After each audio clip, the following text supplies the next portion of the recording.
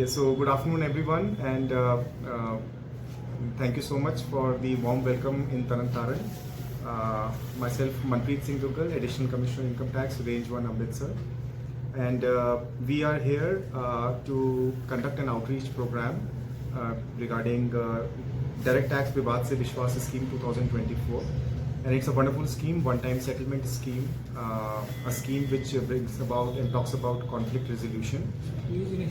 And तो ये विवाद से विश्वास स्कीम 2024 जो सरकार लेकर आई है, ये एक वन टाइम कॉन्फ्लिक्ट रेजोल्यूशन के बारे में बात करती है। वन टाइम रेजोल्यूशन आप कर सकते हैं, और ये बेसिकली स्कीम आई है 2020 की स्कीम की जो हमें सक्सेस मिली है, उस सक्सेस को देखते हुए 2024 की स्कीम सरकार लेकर आई है।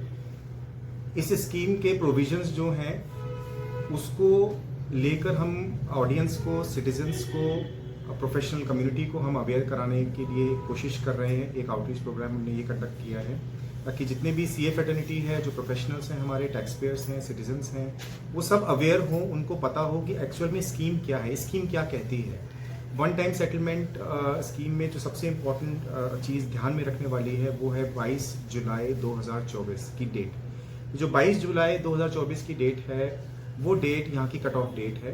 ये स्कीम कहती है कि 22 जुलाई 2024 को अगर आपकी अपील पेंडिंग है तो आप इस स्कीम को अवेल कर सकते हैं। ये स्कीम और डेफिनेशंस के बारे में बोलती है, ओल्ड एप्लेंट, न्यू एप्लेंट के बारे में भी बोलती है, जो डेफिनेशंस डेफिनेटली ध्यान में रखने वाली हैं। मैंने अभी ब्रीफ भी किया है।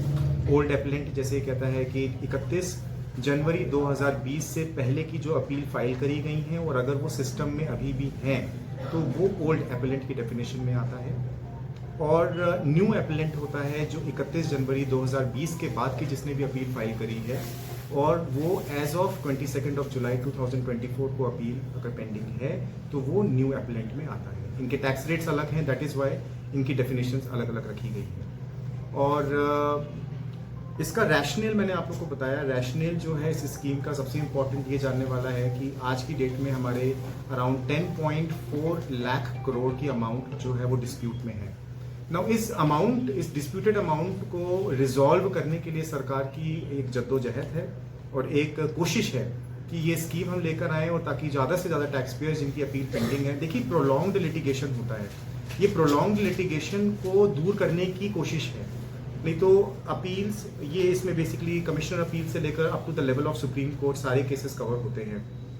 प्रोलॉन्ग लिटिगेशन ना केवल टैक्स पेयर को बर्डन करता है, उनकी एनर्जीज, उनके रिसोर्सेज को ड्रेन करता है, also it is a burden for the CA fraternity, for the department, because वो सिस्टम में रहता है, वो प्रोलॉन्ग्ड, वो पेंडेंसी आपकी रहती है, and you know it takes time, उसको रिजॉल्व करने में टाइम लगता ही है। तो ये one time settlement is one scheme जो आप अवेल कर सकते हैं। And it's a wonderful scheme, you know, it gives you complete immunity from prosecution, from penalty, from interest. And अगर आप इस स्कीम को अवेल करते हैं तो आपको complete immunity है, as I just stated. And I would suggest that yes, please come forward and avail this scheme और इस स्कीम का फ़ायदा उठाइए।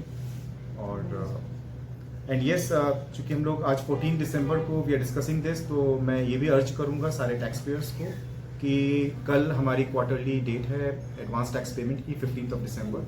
सो 15 दिसंबर को आप अपना टैक्स कैलकुलेशंस प्रॉपर करें और एडवांस टैक्स अपना टाइम पे दें। ਜਲੇਸ਼ ਅਗਨੀਹੋਤਰੀ ਐਡਵੋਕੇਟ ਤਰਨਤਾਰਨ ਅੱਜ ਦਫ਼ਤਰ ਤਰਨਤਾਰਨ ਵਿਖੇ ਮਾਨਯੋਗ additional commissioner IRS Manpreet Singh ji ਆਏ। ਉਹਨਾਂ ਨੇ ਨਵੀਂ ਸਕੀਮ ਜੋ ਇਨਕਮ ਟੈਕਸ ਵੱਲੋਂ ਲਾਂਚ ਹੋਈ ਹੈ ਕਿ ਜਿਨ੍ਹਾਂ ਦੀਆਂ ਅਪੀਲਾਂ ਪੈਂਡਿੰਗ ਹਨ ਉਹ ਆਪਣਾ ਘੱਟ ਰੇਟ ਤੇ ਟੈਕਸ ਦੇ ਕੇ ਤੇ ਆਪਣੀਆਂ ਅਪੀਲਾਂ ਖਾਰਜ ਕਰਵਾ ਸਕਦੇ ਆ। ਇਹ ਬੜੀ ਅੱਛੀ ਸਕੀਮ ਹੈ।